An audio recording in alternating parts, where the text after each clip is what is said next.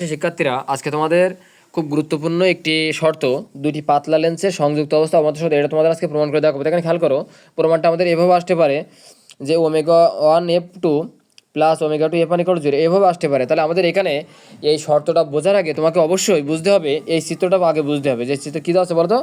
চিত্রে একটি লেন্স দেওয়া আছে এবং লেন্সে যদি আমরা দুইটা রশ্মি আপতিত করি, তাহলে লেন্সে দুইটা রশ্মি আপতিত হওয়ার পরে আমাদের নির্দিষ্ট একটি ফোকাস বিন্দুতে কী হয় বলতো, মিলিত হয়। এখন যদি এরকম হয় যে দুইটা রশ্মি লেন্সে আপতিত হওয়ার পরে দ্বিতীয় আরেকটা কোনো বিন্দুতে মিলিত হয়, এখন দ্বিতীয় বিন্দু থেকে ওই যে প্রথম বিন্দুর যে দূরত্বটা, এটাকে কী বলে বলতো, এটাকে বলে বর্ণপ্রেরণ। মানে দ্বিতীয় বিন্দু থেকে প্রথম বিন্দুর যে দূরত্ব, অর্থাৎ দ্বিতীয় যে বিন্দুতে মিলিত হবে সেই বিন্দু থেকে প্রথম যে বিন্দুর যে ফোকাস দূরত্ব, ওই দূরত্বর যে ব্যবধানটুকু, ওটাকে কী বলবো তো, বর্ণপ্রেরণ বলবে। ঠিক আছে?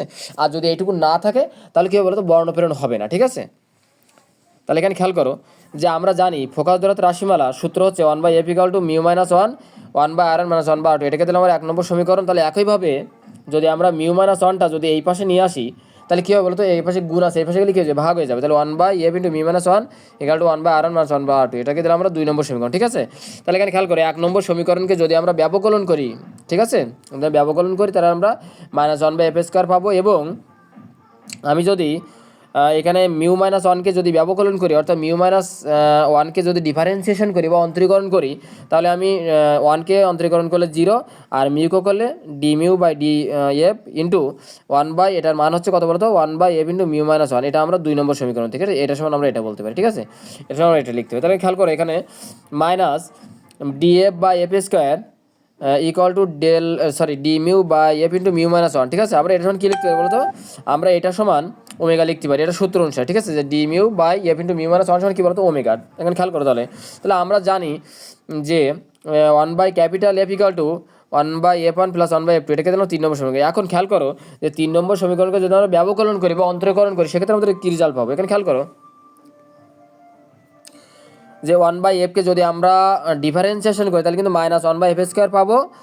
আর এখানে যদি আমি 1/f এর মানটা বসিয়ে দিই, তাহলে μ1 - 1 আর 1/r1 - 1/r2, এবং f2 মানটা কত হবে বলতো, μ2 - 1/r1 - 1/r2। এটা কীভাবে বলতো বলতো, এই দেখো মূল সূত্র, দেখো মূল সূত্র কী ছিল বলতো, মূল সূত্র হচ্ছে তোমার 1/f = μ - 1 1/r1 - 1/r2। তাহলে এখানে দেখো 1/f যদি μ - 1 1/r1 - 1/r2 হয়, তাহলে যদি তুমি 1/f এর যদি f1 বসা দাও, তাহলে কি μ1 - 1 হবে না? তাহলে এখানে খেয়াল করো, তাহলে এখানে আমরা সেটাই করেছি যে μ1 - 1 আর এখানে 1/r1 - 1/r2 আর μ2 - 1 1/r1 - 1/r2। ঠিক আছে? পরে খেয়াল করো, তাহলে এখানে খেয়াল করো 1/f =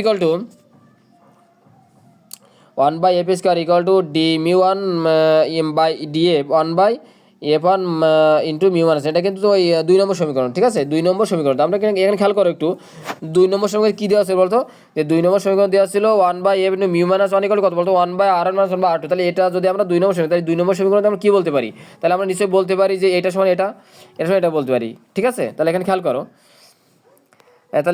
তাহলে এখানে আমরা সেটাই করেছি যে এইখানে f এর জায়গায় আমরা f1 বসিয়ে দিয়েছি। ঠিক আছে?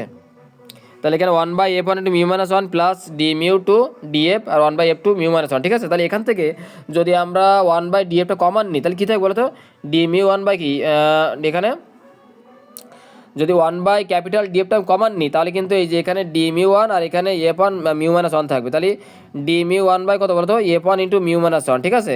তাহলে এখান থেকে থাকবে 1/f2 থাকবে, আর এখানে dμ2 আর এখানে কত, μ - 1। ঠিক আছে? তাহলে এখানে খেয়াল করো, তাহলে এখান থেকে যদি আমি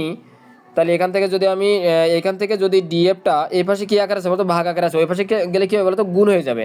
তাহলে এখানে কী বলতে পারি, df - df/df², তাহলে এটা কী বলতে পারি, এই যে 1/fটা রেখে দিলাম, আর এখানে আমরা dμ1/μ - 1 কী বলতে পারি তো, ω1 বলতে পারি। আর এখানে dμ2 আর μ - 1 কী বলতে পারবো বলতো, ω2। তাহলে ω2 কি f2 না? তাহলে খেয়াল করো, তাহলে আবার আমরা জানি যে -df/f² = 0। ঠিক আছে?